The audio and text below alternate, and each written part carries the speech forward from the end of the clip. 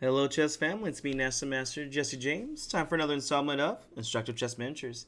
And this one, we get another Fischer Brilliancy. And this one comes with one of my favorite openings against e4, e5.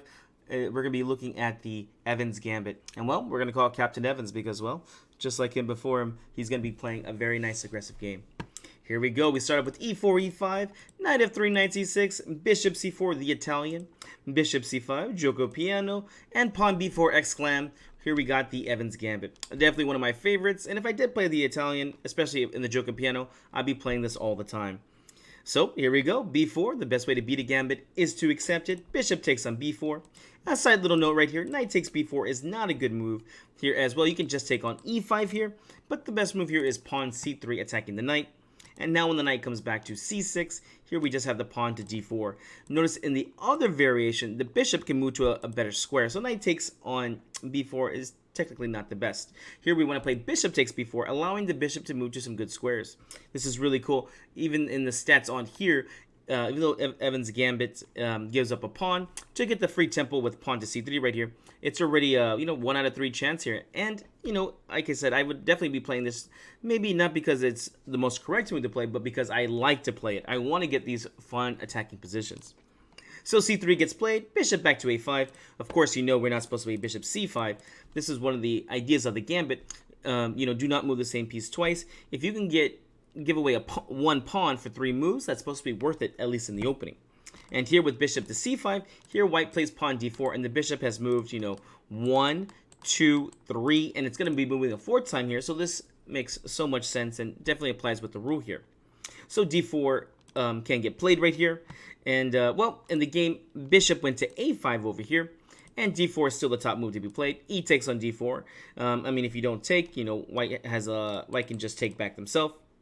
And here castles, pawn takes on c3, and this is well known to be a bad move. Yeah, already here the win percentage has gone from like 30% all the way up to 45%.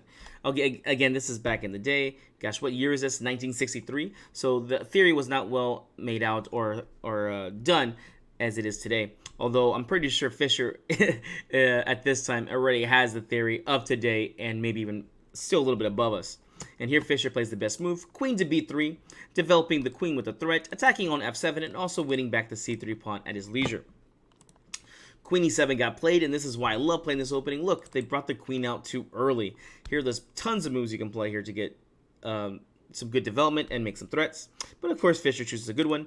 Knight takes on c3, knight to f6, and, well, white to move. What is the best move here? I'm so surprised players of this caliber can lose so handily, especially in these openings. Like this move right here just seems so natural to me. What do you play here as white? All right, the idea here is to try and open up the position, right? We want to attack this king, so we need open files and diagonals. With that being said, knight to d5 is a perfectly strong move here.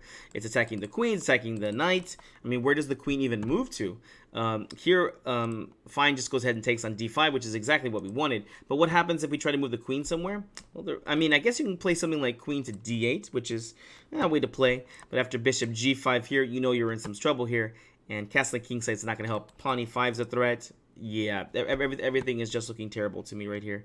Where else can the queen move to? Of course, nothing silly like queen e6 as well. Knight takes on c7. Check can just win the queen outright. Where else does that leave? Queen takes on e4. Definitely not a move again you want to see. The idea will be rook e1 here. So there's a few moves you can play here. But I think I like this move, bishop b2, the best here. Just developing with a threat. And again, trying to threaten this rook to e1. And also saying, castling is not going to be a good idea as bishop takes on f6 here. And you can't take back because of the fork at the end. So here again, there's just too much development, too much initiative here. And Fischer is just getting started. So knight takes on d5. And of course, we take back with the bishop or the pawn. Hopefully no one said bishop. We're taking back with the pawn. Again, we need this open file here to attack the king. And we get a nice tempo here by attacking the knight. The knight jumped to e5. Knight takes on e5. Queen takes on e5. And here, well, we're desperately trying to get rook e1 here, but the bishop is guarding it. So, simple chess. The queen is out attacking over here, and we're just going to develop with a threat. Bishop over to b2. Here, black is up 2 extra pawns, although I'm sure you don't even feel it. It just seems like white just has a conquering position here. The queen went to g5 here. trying to guard the g7 pawn. You have to be very careful here because, again, the rook is coming in, the bishop's coming in. Not only do you win the pawn, but you're getting good attacking squares with it. So here queen g5 got played, and here is the idea. And there's actually a very nice game that's played before, almost exactly like this. In the same idea, we're going to try to win the g7 pawn. So white's move, what do you do to do this? Here, Fischer plays the best move, pawn to h4. And here it becomes very hard for the queen to defend this g7 pawn. So the queen is pretty much forced to take. And, well, this is the idea. Bishop takes on g7. Again, it's not about winning the pawn as much as giving attacking squares to you. And you can see the dark squares have become quite weak at this point. And, well, I mean, I guess if he really wanted to, he did not have to take the pawn. He could have played some other moves.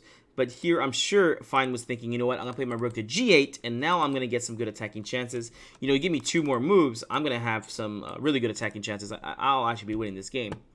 Fortunately for him, after bishop takes g7, rook to g8, it is now a forced checkmate. White to move. Can you figure it out? Well, let me give you a little bit of help. We'll start with the first move. We're going to go rook check. And here, bishop did not even take. Bishop can take, but it's the same thing is going to happen. The king went to d8 right here, and here is the move I want you to find. White to move and win. What do you play to win this chess game? All right, if you need the hint here is that if you can get bishop to f6 check, well, this is mate. But, well, you can't do that because, well, the queen's blocking. All right, remove the defender. Did you figure it out now? Here we have the stupendous queen to g3, and black resigns. Why did black resign? Well, there's no good square to move your queen that's going to be guarding over here. And there's no time to take with queen takes g3 because, of course, we don't take back. We're just going to go bishop f6 for check and mate.